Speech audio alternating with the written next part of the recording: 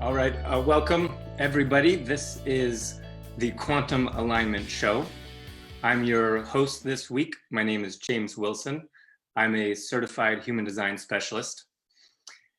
This topic for the show this week is going to be on human design, naturally, and then how human design relates to an emerging scientific field that many people may not have heard of. It's called biomimicry. So it's human design and biomimicry. I have a really great presentation that I'm excited to show everyone. I'm very passionate about this topic, human design in general, and then how it integrates with all different scientific paradigms. It's very conducive for that. So we've got people on Zoom, on Facebook that are joining us. So I'm going to share about myself, a little bit of background, and that'll give some time for more people to join. I'm going to do a screen share. So here we go. All right. Human design and biomimicry. This is going to be some deeper mechanics of human design and going through the chart. I'm not seeing your screen share yet. So biomimicry, this is going to be the primary overarching theme is reconnecting to your inner nature. So just another layer and dimension to human design itself of reconnecting with your truth and your wisdom and how you see the world uniquely. I have a business called Evolving Human Design, and my mission is to support others in their growth and evolution with human design readings, reading charts. It's what I really love to do, and is providing general education. In addition to human design, I feel that one of the most supportive things that I can offer is a space to listen, share about life, integrate things that you've learned, all in the spirit of mutuality that we're learning together. If you want to check out my website, it's at evolvinghumandesign.com. And the best way to reach me one-on-one, just to have one-on-one chats, is through Instagram. You can reach me at JamesWilson_evolvinghd. So a little more about me. I am a 1-3 emotional authority projector orchestrator. Here is a look at my chart. Channel 4426 right here. This is a channel that I have. I'm going to use it as an example when I speak about feedback loops and how nature works through feedback loops. So a channel here is, it's gate 44 to 26. So 44 is all about intuitive from the splenic center, truth, intuitive truth and knowingness, to gate 26 about integrity. So this is an important part of my life, is always checking in with myself. Am I being truthful about my lived experience, and am I acting in integrity? It keeps me in balance as much as possible. Gate 48 here, this also is an important component of my chart, I feel, is it's the gate of depth, and I call it the gift of never knowing enough, because it's really about always seeking wisdom. The new quantum language for gate 48 is wisdom. So there's always more to know. Always more to know. Leadership, that's a big theme that I speak about. That's important to me.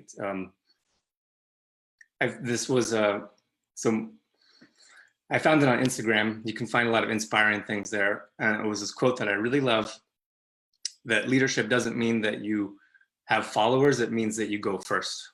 And that's aligned with one of the components that I live my life with about is leadership and being your own leader. On a personal basis, and just in my life, this is some pictures of my son. I absolutely love going on adventures with him. We go swimming, we go to the pool, we go to the park. He gives me endless purpose and meaning for my life, and I love him with all my heart. I love to run. I live out in the cornfields in Iowa, and I just like to run, and it's just helps me integrate everything and leave things behind so they're there when I'm waiting for them. I was in the military for a number of years, and I'm going to be speaking about groups working together in a highly efficient manner and how I see human design work into this. So for a number of years in the military, I was on what I call more of the lighter side of the military. I worked as a weather guy, and this was kind of my early years of connecting with deeper principles of nature and seeing how nature functions on kind of an objective scientific level. And then, as I mentioned, human design readings is my real passion. It's my current profession, so I love reading charts. Okay, quick note I want to give about incarnation crosses. I've been going more into this concept in my readings lately, and James. Yeah. I don't know why, but there's support other growth is still showing on our slides that you're sharing.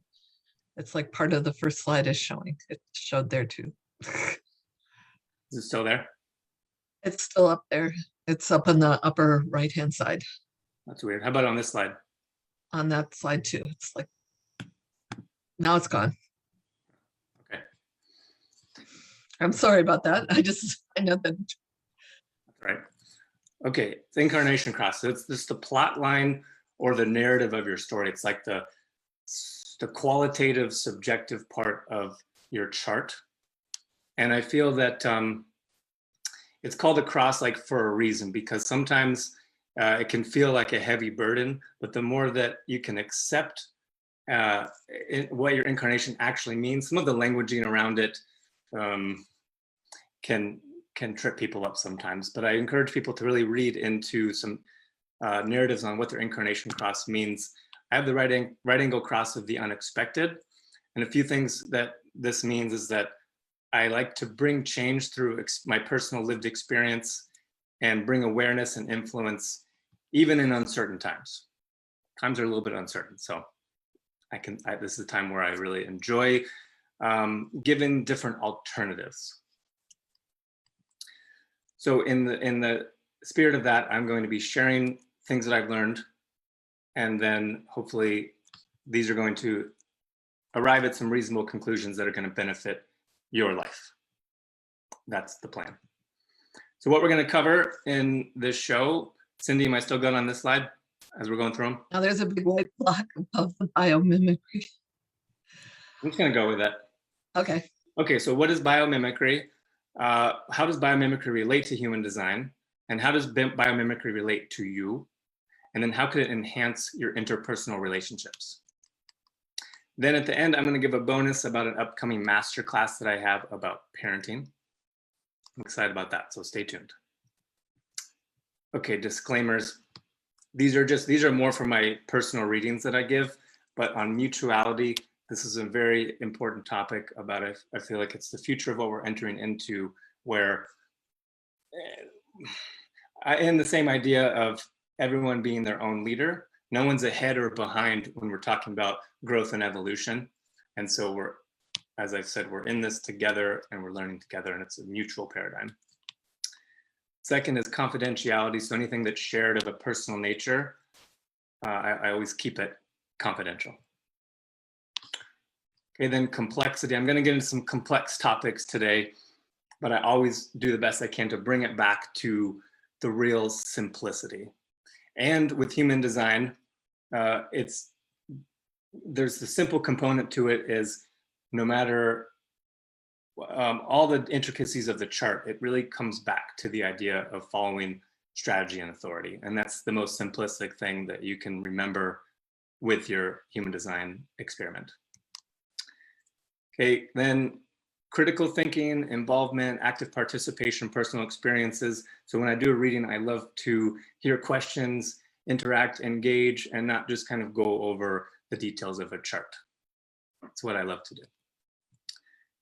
Okay, for the live questions, you can write them in here on Zoom. If you put them on Facebook, I'll see them afterwards and I'll comment on all the questions afterwards if I don't get to them. Otherwise, they'll all be at the end. And then for any one-on-one questions, DM through Facebook or Instagram is the way to go. All right, so let's get into it. Biomimicry, what is it? Simply defined, the two roots of the word are bio and mimicry. So bio relates to biology.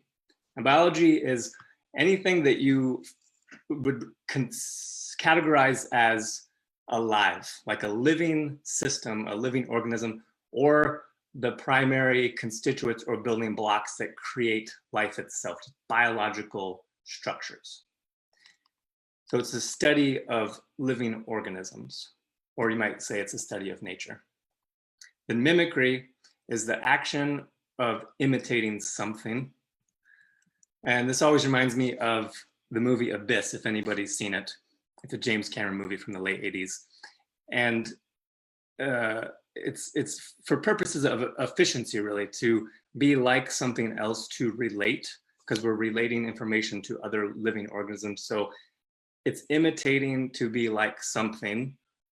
And biomimicry is the science of imitating nature itself with the presupposition that nature is the most efficient form of science, so to speak, because science is just a looking glass through observing nature and how it functions. So that's really the heart of biomimicry.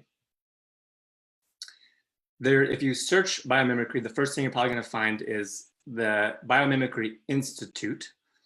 They're changing their definition of what biomimicry means quite a bit on their website. The last one I found I felt was very appropriate because it actually had human design in the definition. So they say at the Institute that biomimicry is a practice that learns from and mimics the strategies found in nature to solve human design challenges. That was very fitting.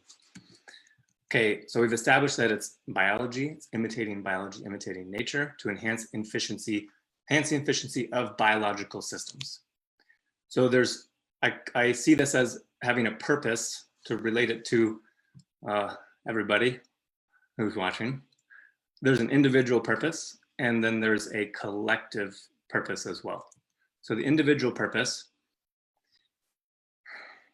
so people are looking for answers in their charts a lot of times because they're knowingly or unknowingly looking to themselves for the answers. Everybody seems to have that wisdom coming into a human design reading. And the question I hear a lot of times, not directly, but it's, how can I increase the efficiency of my life? How can I be more efficient, make better decisions, improve my relationships, new career, new job, all these things. So here's how it relates, is that this is obvious, I think, but science kind of points to the obvious of you and people and myself and everyone, we're biological systems, very, very intricate, complex ones.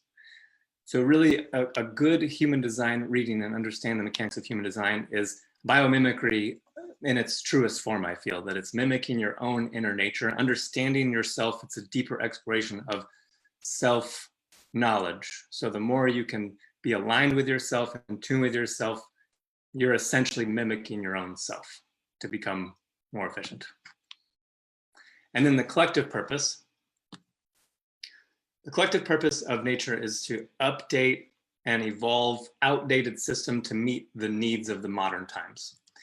But a very important note about how evolution functions is that it transcends and goes beyond the old model or the old paradigm, but it always includes all of the basic mechanics of the old paradigm as well. So it's very inclusive. A concrete example is the chakra system. So that's ancient. You could call it timeless in a lot of ways. It's just been around since humans have been around. It's this ancient system of the Hindu chakra system. And then human design came along fairly recently in the late 80s as an update to take into account of how human beings' energetic centers have evolved over time from 7-center to 9-center beings. And then even more recently to update the traditional paradigm of human design, quantum human design, to make some of the languaging more relatable in a way. And I find that people resonate with that. So I incorporate quantum human design and the languaging as much as I possibly can because I see it as a necessary component of evolving human design. And that's why my company is called Evolving Human Design. So biomimicry, it's a process in which nature evolves itself, nature's self-sufficient self-referral, to become more efficient, both for individuals and collectives. All right, so this is a term I'm going to start using, is domains of competency. And I'll explain that a little bit more later, but it's going to be a proposal or some claims on how traditional forms of hierarchies, that word is stigmatized a lot as far as what it means, but I'm relating it to domains of competency, and that I feel like this is how nature would conceptualize of how we have put together hierarchies. It's a little bit of a stretch, but I want to share it with you guys. So this is where a lot of my life, I feel like I have been developing a level of competency with biomimicry and human design. So as I mentioned, I studied physics and meteorology. This was a long time of seeing the objective viewpoints of nature. So kind of how nature functions on an outer perspective. And I studied consciousness and human potential and worked as a meditation teacher for a number of years, also in a professional capacity. This is very much the subjective viewpoint of the inner experience. And it's always these two components of meeting objective viewpoints and subjective viewpoints and human design, which is my current profession. I've been doing it for about 10 years. And I feel like it brings those two worlds together beautifully. It's incredible sometimes. So it's the objective and subjective viewpoint. So you could call your chart more or less objective. The lines kind of blur in some ways because ultimately the most objective is the most subjective, and you get down to it, they're kind of the same thing of the living full integration of who you are. There's no difference between your chart and who you are, but you could look at it that way, that there's the mechanics of your chart that we call objective and look at it that way. But then there's this whole other world, or you could call it a domain, of your inner subjective experience. And so I say you could have the same chart as somebody else. I get that question a lot. Like, what if you're twins and you're born at the same time? Can you guys have the same charts? And I honestly don't know completely, but I would theorize that if you had the same chart as somebody else, it would be a different soul within that chart. So it'd be a completely different subjective experience. I mean, there's a lot of different perspectives on that, but don't quote me on it. So the final analysis of both these outer and inner experiences, that biomimicry and human design together, I see as the science of both objective and subjective inner experiences. These are some claims I'm making. They might be a little bit bold on the scientific front, but I feel like this is a new pioneering paradigm of merging human design with new principles. So the claims are given in that they're extracted from biomimicry and what I've observed about people. It's very subjective, and myself. So these 6 primary principles that nature follows that are the building blocks for biomimicry. So nature follows evolution. It seems to be the primary driver, kind of obvious, but the idea behind that is that if you're wanting to get to the bottom and investigate what nature's doing, it's just trying to grow and evolve itself. Okay, second is all biological systems follow an expansion and collapse, what's called a 3-in-1 structure. So it's a life, death, and then rebirth process. And then nature also functions systematically, like I just said, through 3-in-1 process. There's always an observer, an observed, and then this bridging the gap of the subjective experience is where there's quite a bit of back and forth and butting heads in the scientific community about how it's subjective, because science is always, not always, but for the most part, attempting to measure and observe and remove the observer and the subjective experience itself. But reality is inclusive of the subjective experience as well. So the process of observing and the subjectivity is equally important. And in that, the subtleties of the observing process of what's going on in between what's being observed and who's the observer, is what I'm going to get into, the intricacies of feedback loops, which show up very clearly in the human design channels, and how these are informative of process, sending information through these feedback loops. Fifth is in line with the death and rebirth cycle, is that nature intentionally breaks feedback loops that aren't effective. And it does this in predictable ways that are predicated on cycles of rest and activity, which you can look at as the seasons, death and rebirth of the different seasons. So all I say, this is one of my claims, that all 6 of these principles can be found within your human design chart. And they can be found within you, because it's your inner nature. So there's the debate between science and religion, science being more of the objective, religion being the archetypes. That's the subjective experience. And these both show up in your chart. I'm going to get to that in a minute. But for purposes of outcome, understanding biomimicry and why it could interest you beyond just this talk today is that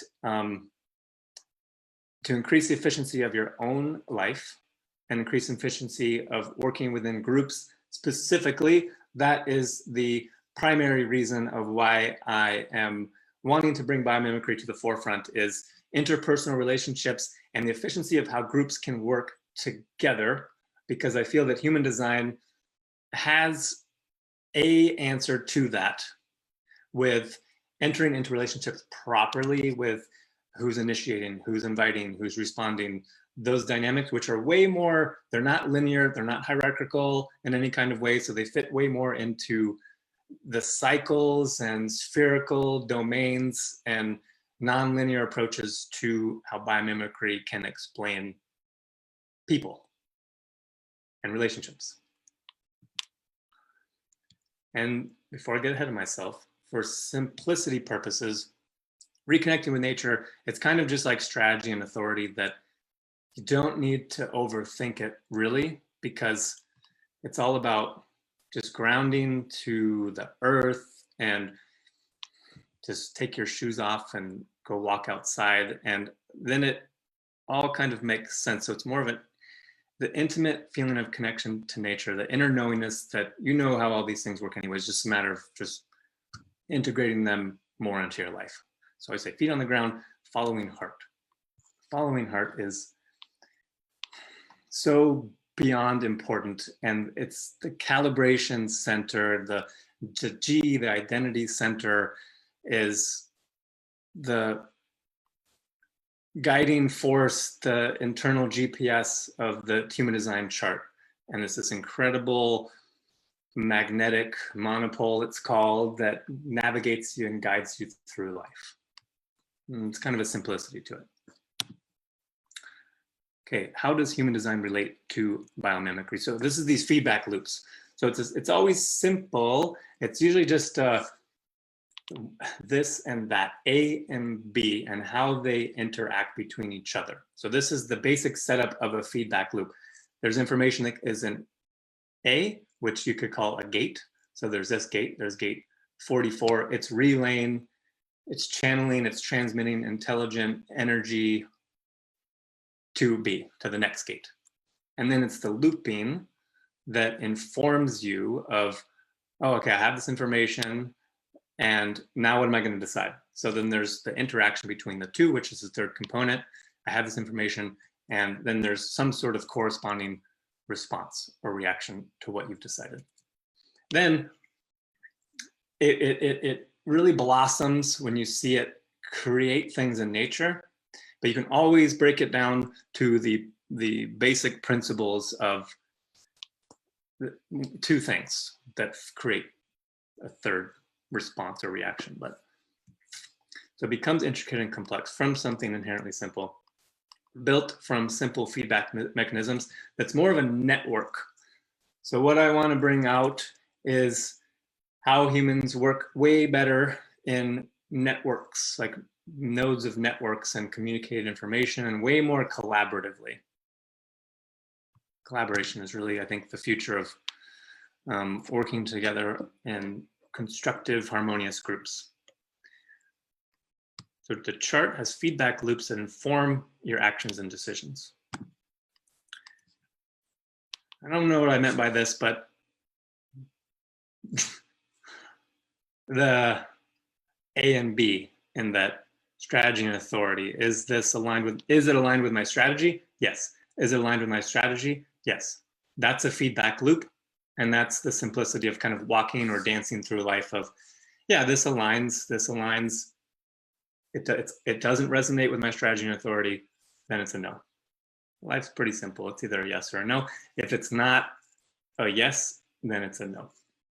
Okay, I use this example quite often, but I feel like it illustrates beautifully feedback loops of the intricacies of soul and life purpose in the charts of conscious and unconscious lines here. So soul purpose is black lines, life purpose is red lines. This is a feedback dialogue between, again, it's the same thing. There's a wholeness to it as a biological system, but the way we speak about it as my soul or some other dimension of myself, that's just how we talk about it. So it's a feedback loop between you and your soul. So both parts of your chart. So this internal experience that we have, you can look at it as like a commentary, but it's all internal. So it's commentary on what? It's a commentary on itself.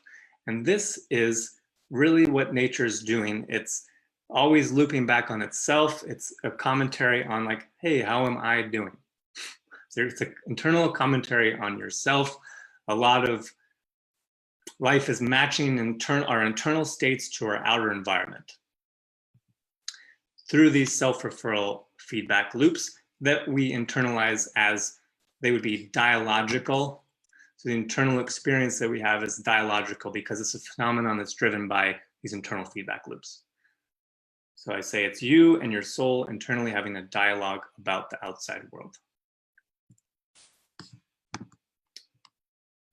Again, kind of simple. There's the feedback from, this is how my soul feels. This is how more of my individuality feels about this, A and B. How can biomimicry enhance interpersonal relationships? I know this is a big question for a lot of people because the more you can foster and cultivate relationships in your life, the more life seems to go more smoothly. Okay, this is a little bit of a disclaimer and that I'm going to talk about hierarchies, but don't think about that word so much. The claim is only because I feel that we were designed to work together cooperatively, evolutionarily speaking, in a hierarchical fashion, but also at the same time, which gets overlooked probably the majority of the time, is also in non-hierarchical modes of being. So traditional hierarchies are evolving rapidly to be able to incorporate the need and the necessity for non-hierarchical modes of being.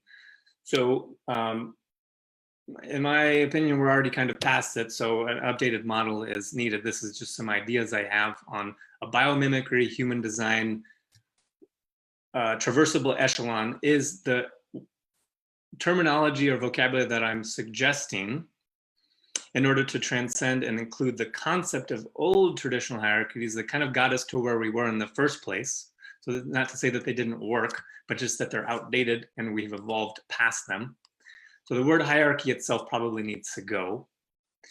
So traversable echelon, and then domains of competency is a model that I've put together with biomimicry, and then how human design can inform that new structure, or a bridge to, what did I say? Biomimicry presents a scientific bridge out of the traditional hierarchies into systems of greater freedom and flexibility to be yourself. Because that's like the part that I think is most stifling about organizations, I'm not going to get into too much. But it's stifling. If you want to be yourself, that's where the freedom comes from. So to address that, here's breaking down the definitions of traversable echelons, domains of competency.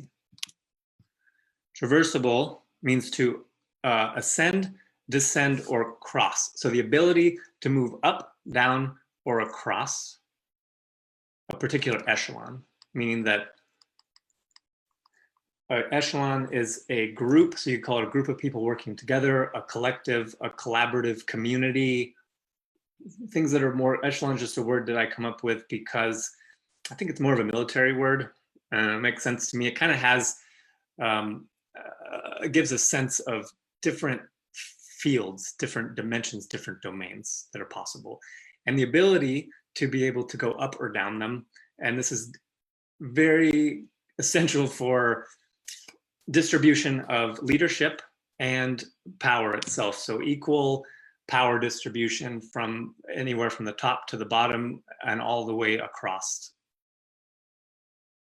That's what this addresses. It's equal power, equal leadership and power distribution. So echelon is any unit or group acting in a disciplined or organized manner. In other words, an organized structure that you can move freely within.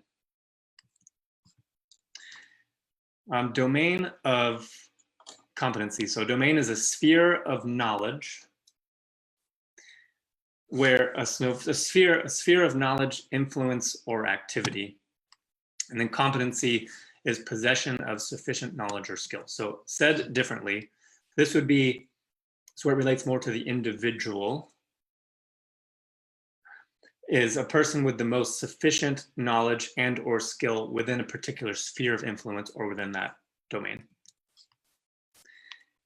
And really the essential part of this is that in order to develop more competency within the group, other people it's essential that they're proactively developing the same degree of competency as everyone else, meaning that everyone in the group is a self-sufficient, self-empowered leader.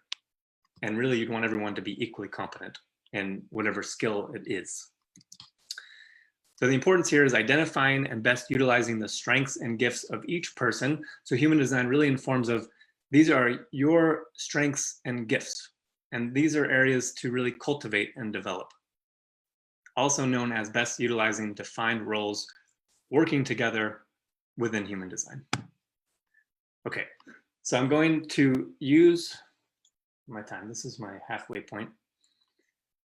I did a talk on the last episode about the core paradox. You can review that, and this will give a different more perspective on what framework I'm going to be using for this traversable echelon and domains of competency model. It follows this same graph here, which you could probably accurately say that it's in the current discussion of physics and quantum physics of merging the two fields of the quantum field with the classical field of physics.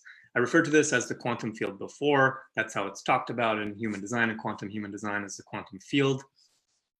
For purposes of this, it's the same concept, but I'm going to relate the quantum field as a creative field and a place to access for rest and restoration.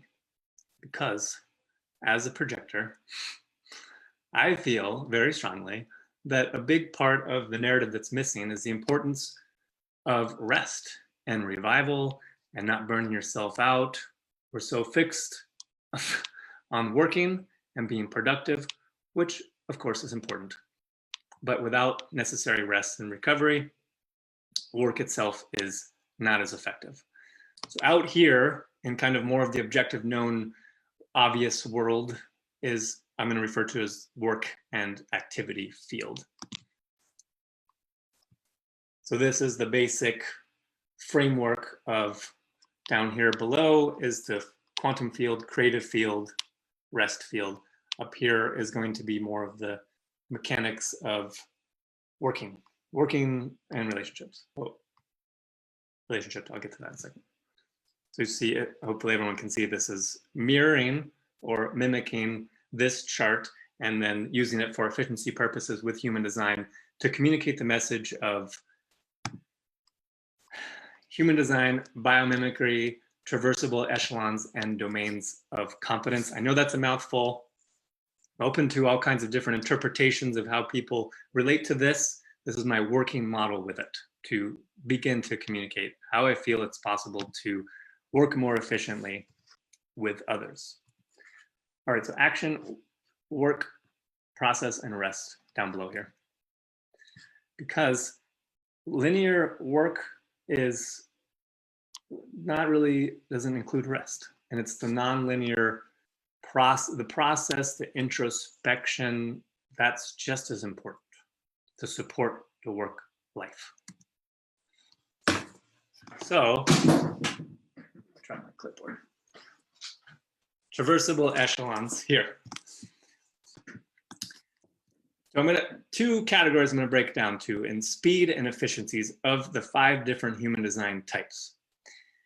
The point of this is to demonstrate how the different design types can work together in a non-hierarchical fashion, but still takes into account inherent gifts and skills that one design may have a slight advantage over.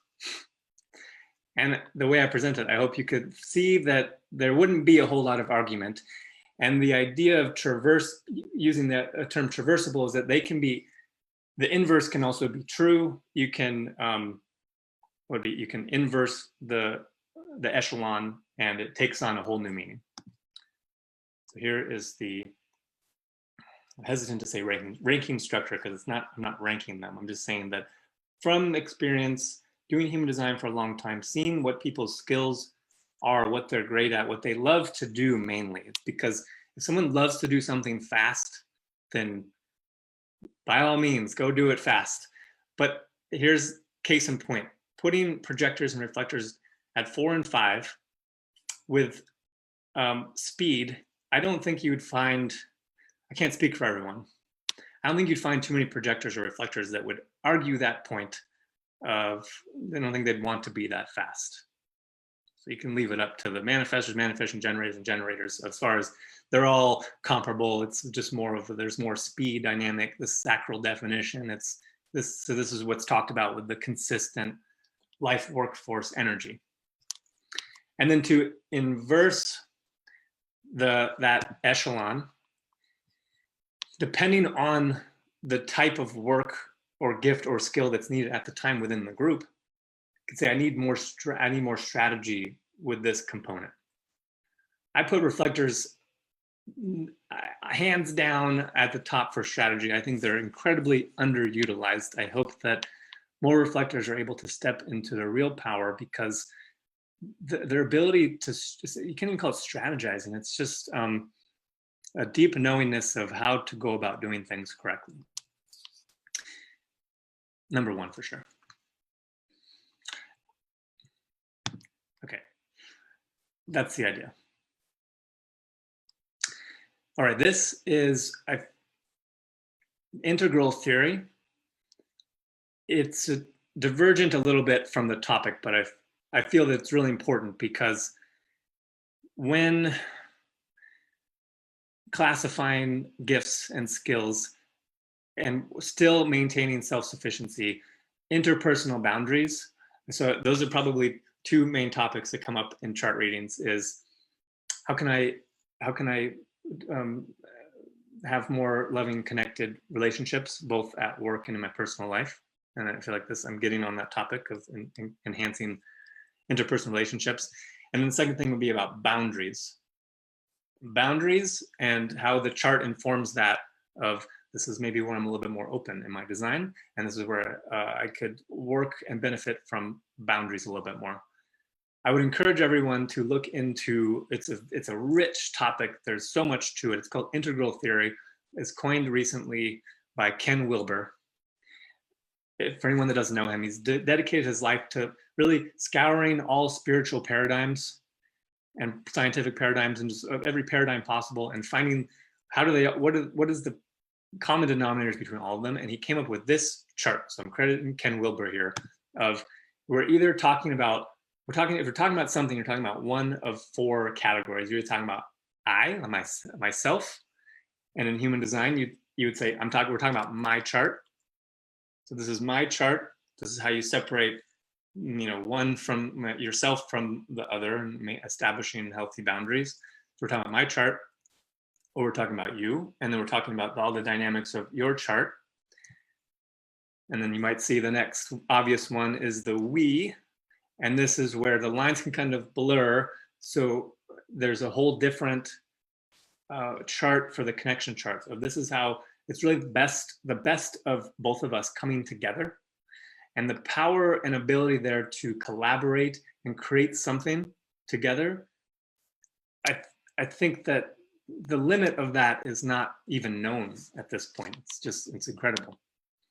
So what we can create together, the connection chart, or that's the 4th category, is we're referencing a project, we're talking about work, something impersonal, some external reference. This is really, that's kind of, it's not old stuff, but it's what's I feel like is known and can be more evolved and incorporated into this field of domains of competency. I went into all the feedback loops of biomimicry because it starts to get intricate at this point, that nature is so non-linear. It loops around, the chart has looping channels, and there's just energy is non-linear. So biomimicry is kind of a model or a structure to attempt to analyze it in some way. So this is a mouthful, but this is what I feel like happens in a domain of competency type of category we're talking about. So this is not to do with work per se, but this is all of the internal introspective. So this is where you're not working, but you're planning. You're going through the process. You're building relationships. You're making bonds. You're connecting with people, defining different roles, training, developing competency, so more skilled acquisition, introspective analysis of the big picture. What are we actually doing here? Visualizing the work that we're going to do, all the underlying mechanics of manifestation. It happens in a quantum realm, and gathering creative inspiration. So this is where I feel like this echelon needs to break down to work in a non-echelonic, if that's a word, capacity, but still maintain an orderliness to it, an orchestration, you could say. So manifestors, I derive this from what's called the personality compass. You can look it up. It's kind of, I think it's a corporate kind of model. It's used in workplaces. So that's what informed this idea, is the linear, non-linear process. That's what I call it right now. So manifestor, initiate, projectors, the invitation typically will happen between manifesting generators, projectors, that relationship dynamic there. And the manifesting generators informing the process. None of these have to happen in this way sequentially like this, but this kind of gives a guidepost for how the different types can work together in which fashion. Reflectors should not get left out of the equation because they are so important. Being in the middle, it's kind of like what's right in front of our eyes, that reflectors have the ability to gauge how the whole process is going. So really they're involved at every step of the process, and I feel like we should be coming to them for the most part to consult and say, how are we doing? And that's why I put them, as I said here, at the top of the strategy gift. So that's my model. And I'm open, if anyone has comments or questions about this specifically, I'd love to hear it. I'm open to input.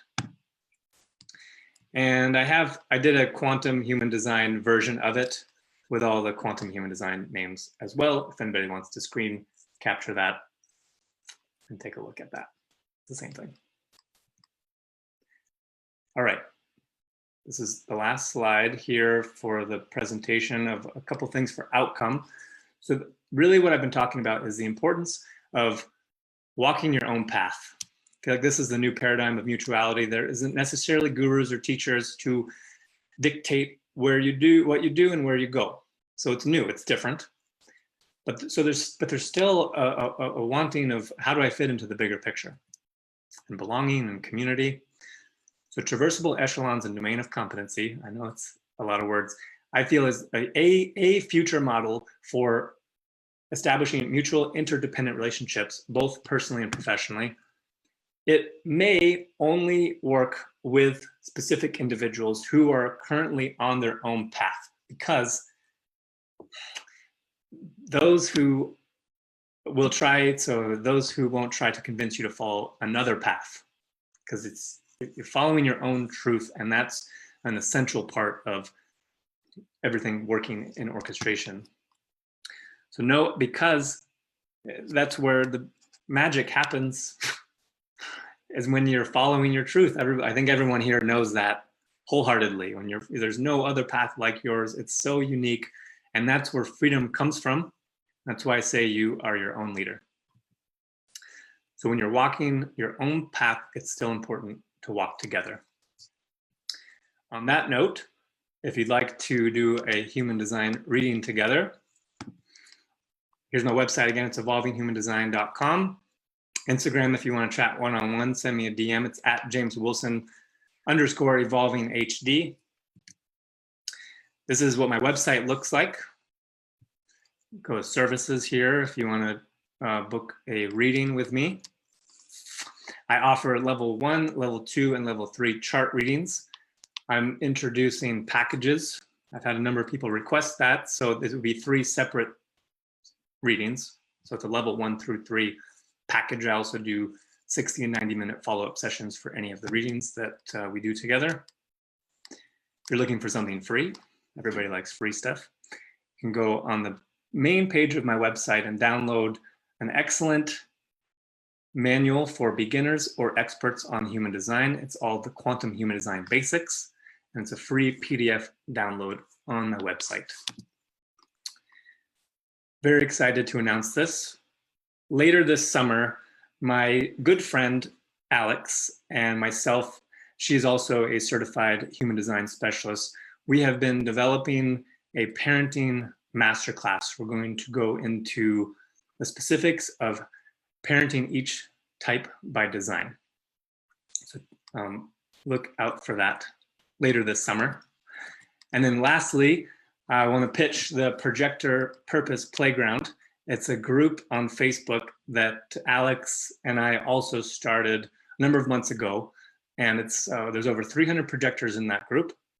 And it's a place to share and discover purpose in community, ongoing support from other projectors. So you can get unique perspectives just from projectors from that private group. Just go to Facebook, type in Projector Purpose Playground, and you'll find it no problem. Related to number 3 in the 3-in-1 process, do you liken that to the driver-passenger vehicle idea in human design? Okay, I've heard of that concept, driver-passenger vehicle. I think there would be a number of parallels to that because you've got any time you've got 2 of anything really. I mean, it's a stretch, but driver and passenger, sure. You could say driver, you're the driver, you're the observer. The passenger, you could relate it to some people. I could see how you can make a stretch and say my soul is a passenger in my body. And then the third component is, well, where this is you and your soul together as intimate companions throughout life, as your driver and your passenger. And then the third component of the myriad of life of, well, where are you guys going? Where are you driving to? Yeah, I could see that. My answer is yes. Okay. Okay, so on Facebook, that says, my son's a projector. He's going to be 13. What would you recommend for me? So with projector children, I would say active and consistent recognition. Recognition is one of the most quintessential things for projectors, especially as children, to feel that they're always seen and heard and recognized for who they are, and not necessarily what they do. Because a lot of times conventional wisdom would be encouraging them, for achievements and everything, and that's all great, but you really want to cultivate and foster that it doesn't matter necessarily what they do or what they achieve, but they are loved deeply for who they are. And then also reminding them of the importance of rest. So always getting regular, consistent rest. And then their self-value, telling them that they're always loved and valued no matter what. I'm keying in at he's going to be 13, so this is a teenager. Do you change? I mean, thinking back on your childhood, would there be a change or still those same key concepts? Because with the I'm thinking teenager and teenagers are rebelling against. Yeah, I rebelled. I was a rebellious projector for sure. So what would my advice be? Same thing, I think that unconditional love and support, regardless of what's going on in their life, is just, you can't go wrong with that. Well, that sounds good. And I'm just wondering, don't expect them to reciprocate until later in life, right?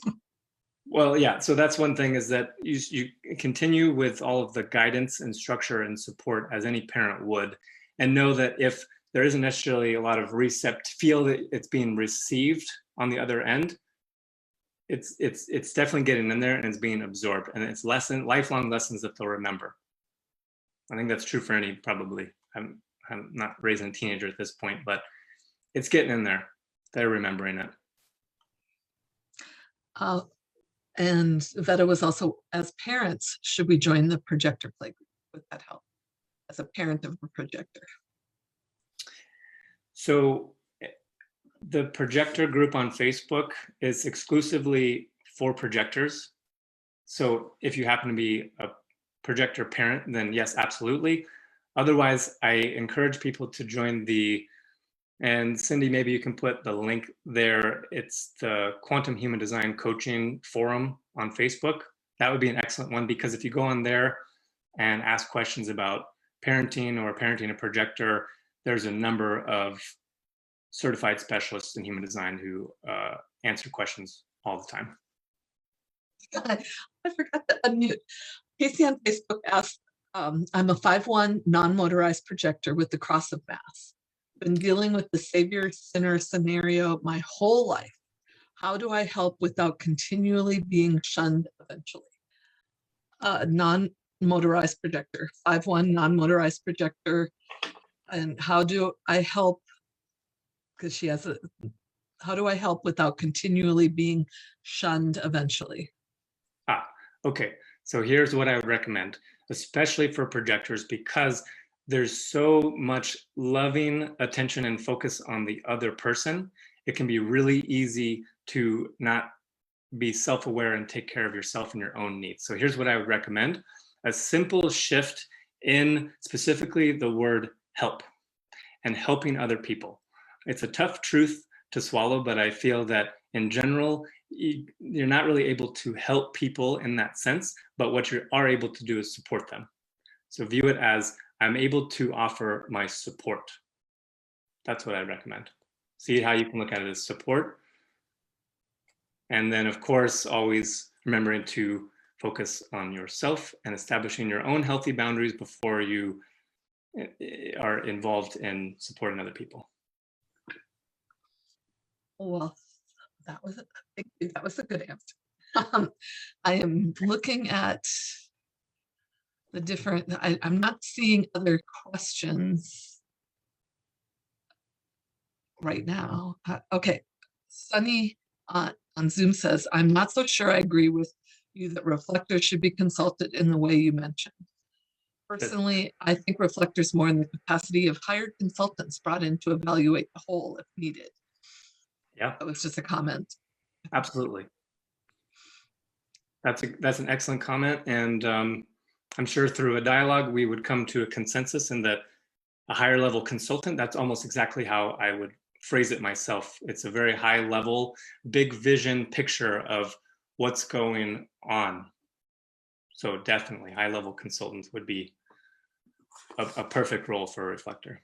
I have a stepson who's a self-projected projector, and he's very sensitive and feels best when in nature. But when he can't be, he can be very hostile and experiences a lot of rejection, trying to guide everyone in his life. I have a hard time showing him how to use his strategy. Any tips for helping him? This goes back to parenting and actively recognizing him, because there could be a lack of feeling recognized and appreciated, and a lot of times that can lead to real bitterness. That's the default negative emotions of projectors when they're out of alignment, is to be very bitter and resentful towards people in their environment, and it can lead to acting out. So regularly reinforcing that regardless of what's happening, you love and support them as your child, and you always will. So with strategy, I think that's from a parental perspective of what you're able to do to make sure that they feel recognized and appreciated and valued, and that they're getting enough rest. Then with authority, self-projected authority, to whatever degree you're able to, showing them how that really comes from the heart. It's a deeply resonant heart value authority, and that whatever's resonating with his heart, to encourage him to follow that. And that's kind of the wrestling for, I don't know if there was an age there, but yeah, trying to one's life. Yeah. So that was we're coming to the top of the hour. And so he's 16 is what Corinne says. Okay. Yeah. I think I mentioned this already about the projector self-awareness of, it does come out a lot of times when you're, well, all the time really, of wanting to correct and guide other people.